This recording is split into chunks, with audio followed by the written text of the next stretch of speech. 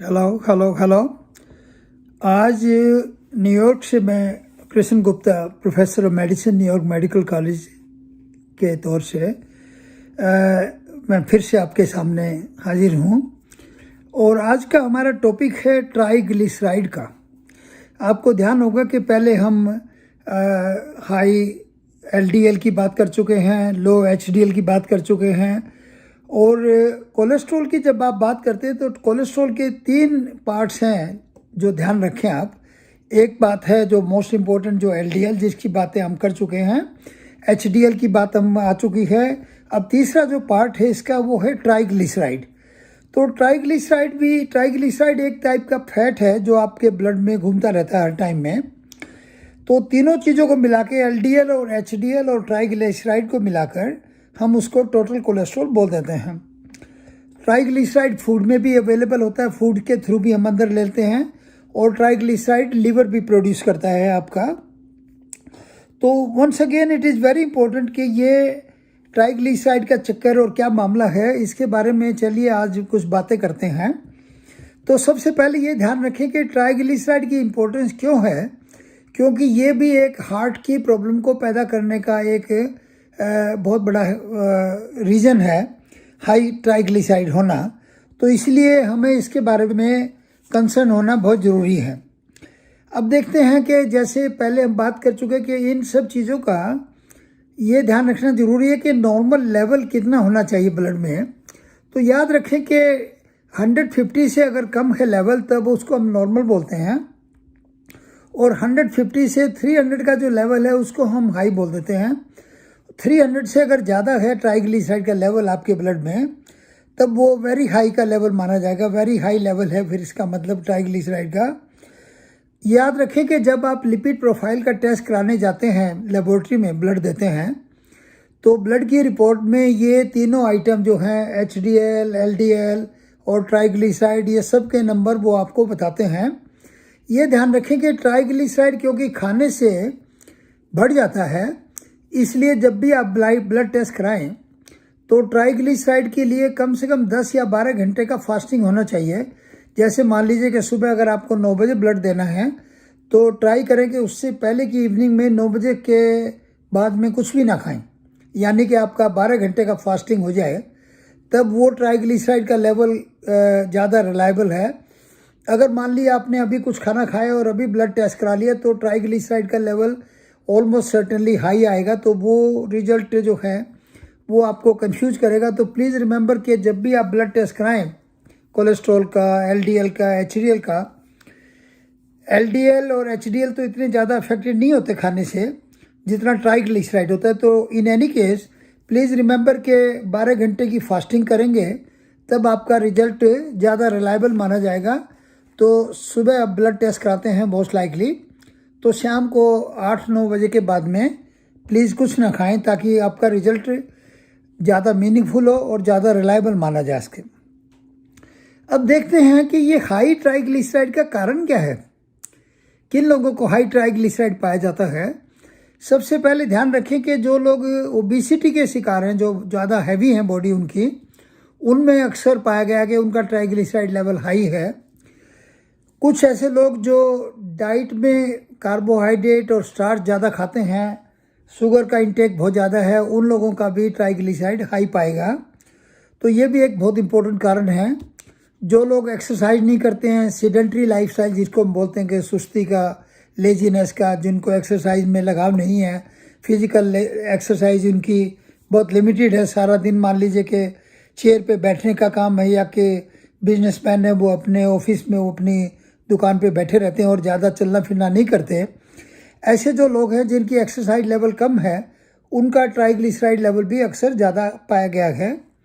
तो ओबेसिटी हो गया, किडनी डिजीज़ वालों का भी ट्राइग्लिसराइड लेवल ज़्यादा है। और साथ में याद रखें कि जो डायबिटीज़ के लोग हैं उनके ट्राइग्लिसराइड लेवल को हाई होना बहुत कॉमन है, स्पेशली अगर उनकी डायबिटीज़ कंट्रोल में नहीं है।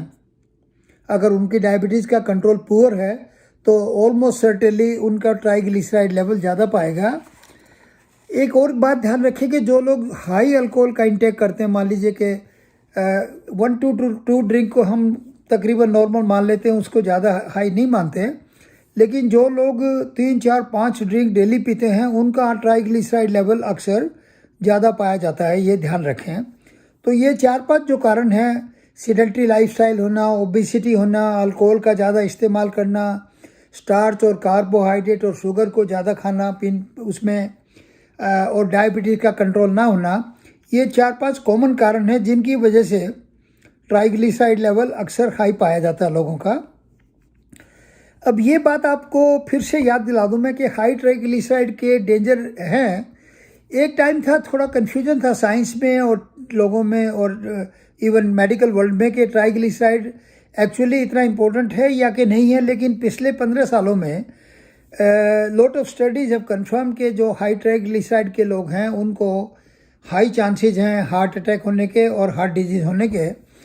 ये एक पिक्चर मैं आपको दिखाना चाह रहा हूँ थोड़ी सी, जिससे कि शायद से आपको ज़्यादा आइडिया लगे कि LDL और लो HDL और हाई ट्राइग्लिसराइड ये बॉडी में आर्टरीज को कैसे वो डैमेज करते हैं। ये आप देखेंगे एक कि ये आर्टरी ओपन है, इसमें सारा आर्टरी में ब्लड जो है वो इधर से उधर आराम से जा सकता है। इधर में आके थोड़ी सी ये आर्टरी ब्लॉक हो गई है कोलेस्ट्रॉल और ट्राइग्लिसराइड और फैट की वजह से। ऐसे देखेंगे तो थोड़ा सा फिर इससे ज़्यादा की हाई डिग्री ये आर्टरी और ज़्यादा ब्लॉक हो गई है, क्योंकि इसमें ये ज़्यादा कोलेस्ट्रॉल जम गया है इधर, फैट और कोलेस्ट्रॉल। और इससे भी ज़्यादा ये लास्ट स्टेज समझिए आप, जिसमें कि आर्टरी बहुत थोड़ी सी ओपन है और तकरीबन 80-90% जो है आर्टरी वो ब्लॉक हो गई है। कैसे कि वो कोलेस्ट्रॉल और फैट और हाई LDL और ट्राइग्लिसराइड की वजह से वो सारी ब्लॉकेज इधर होने की वजह से। ये आप अंदाज़ा लगाएं कि ये हार्ट की आर्टरी के लिए पिक्चर बनाई गई है कि हार्ट को ये कोलेस्ट्रॉल वगैरह ये चीज़ें ये डैमेज कैसे करती हैं।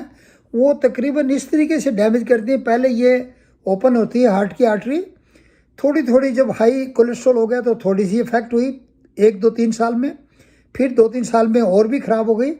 और ऐसे 5-7 साल के बाद हाई कोलेस्ट्रॉल और हाई ट्राइग्लिसराइड की वजह से ऑलमोस्ट 80-90% आर्टरी का ब्लॉकेज होने की वजह से अब ये आदमी जब काम करेगा, फिजिकल एक्सरसाइज करेगा ये पर्सन, तब वो ब्लड उसमें हार्ट में नहीं जा पाएगा। तो हार्ट में ब्लड ना जाने की वजह से वो हार्ट डिजीज़ का पेशेंट बन जाएगा और टोटली ब्लॉकेज होके एक दिन हार्ट अटैक भी हो सकता है, बड़ी कॉमन बात है।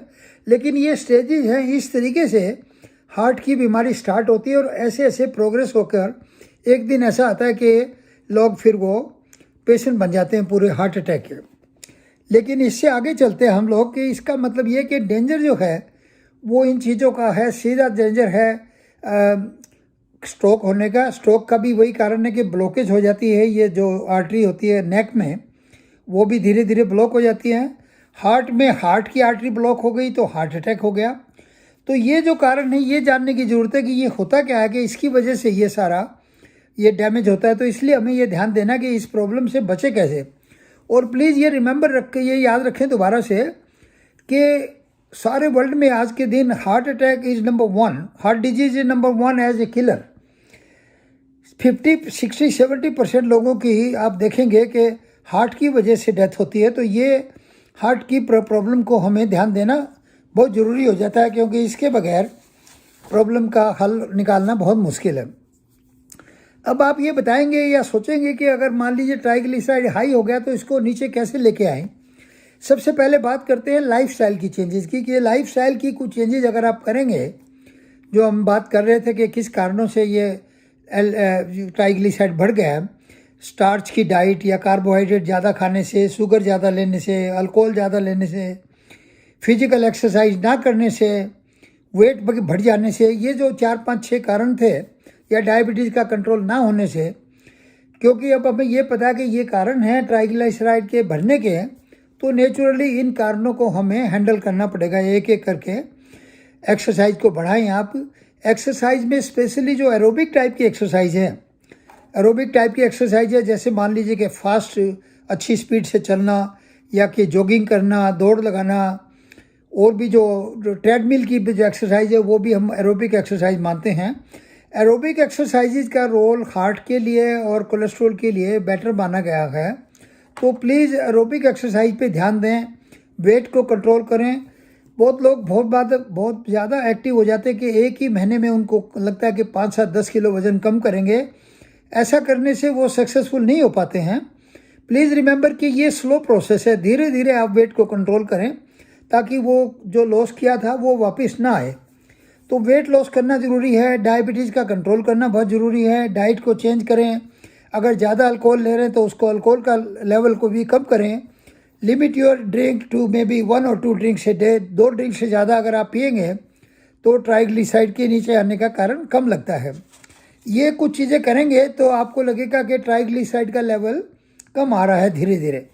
तो ये बातें तो ही लाइफ स्टाइल को चेंज करने की। अब बातें आती हैं कुछ मेडिसिन की। मेडिसिन में कुछ 3-4 टाइप की मेडिसिन हैं जो कि ट्राइग्लिसराइड को कम कर सकती हैं, करती हैं।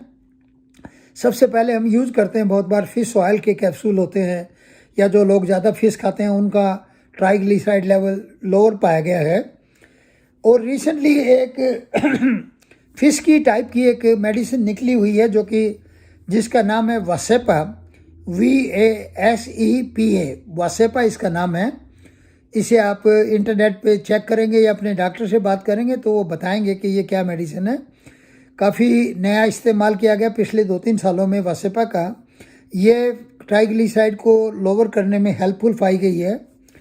दूसरी एक क्लास ऑफ मेडिसिन है, फाइब्रेट टाइप की टैबलेट्स हैं जो कि 1 या 2 टैबलेट पर डे आपके डॉक्टर से बात करेंगे तो वो दे सकते हैं आपको ट्राइग्लिसराइड को लोअर करने की। निकोटिनिक एसिड को भी यूज़ किया गया है, नायासिन को। और फाइनली स्टैटिन टाइप की मेडिसिन जो लिपिड टाइप की मेडिसिन है, वो जैसे पहले आपको मैं बता चुका हूँ, आपको मालूम होगा कि वो LDL को भी कंट्रोल करती हैं और ट्राइग्लिसराइड को भी नीचे लेके आती हैं। लेकिन मेडिसिन का जो यूज़ करना है वो please remember this is not a do it your self kind of project. इसमें आपको अपने प्रॉपर डॉक्टर से कंसल्ट करना पड़ेगा, क्योंकि मोस्टली सब मेडिसिन के साइड इफ़ेक्ट भी होते हैं। और कितनी डोज आपको दी जाए, कितनी डोज ठीक है, कितनी डोज कम है या ज़्यादा है, तो please don't do it yourself. Consult with your doctor and try to handle this problem with the advice and the help of your doctor. अब आप ये पूछेंगे कि एक बार अगर लेवल मान लीजिए कि 400, 500, 600 से नॉर्मल आ गया 150 का, तो क्या करें फिर आगे के लिए?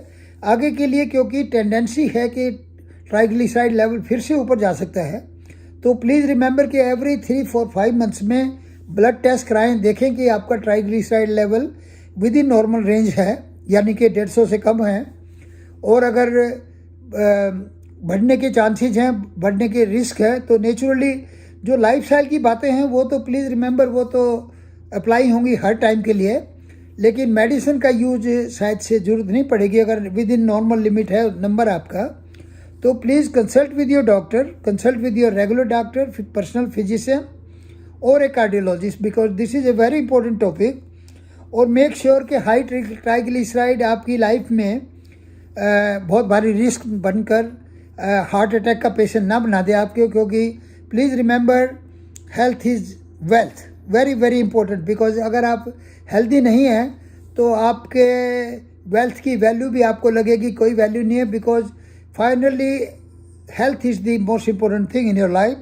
और स्पेशली अगर आप 50-60 से ऊपर हैं तब तो हेल्थ की और भी ज़्यादा इंपॉर्टेंट है, क्योंकि this is the golden time of your life. Remember remember remember, please focus on this important ideas. और LDL को भी नीचे रखें, HDL को, क्योंकि HDL अच्छा माना जाता है तो उसको हाई रखें कोशिश करके, और ट्राइग्लिसराइड को नीचे रखें, 150 से लोअर लेवल बनाए रखें। And thank you for your attention, but please remember these are very important ideas. Okay, फिर अगले प्रोग्राम में आपसे बातें करेंगे कोलेस्ट्रॉल की और चीज़ों के बारे में। Thank you, bye bye.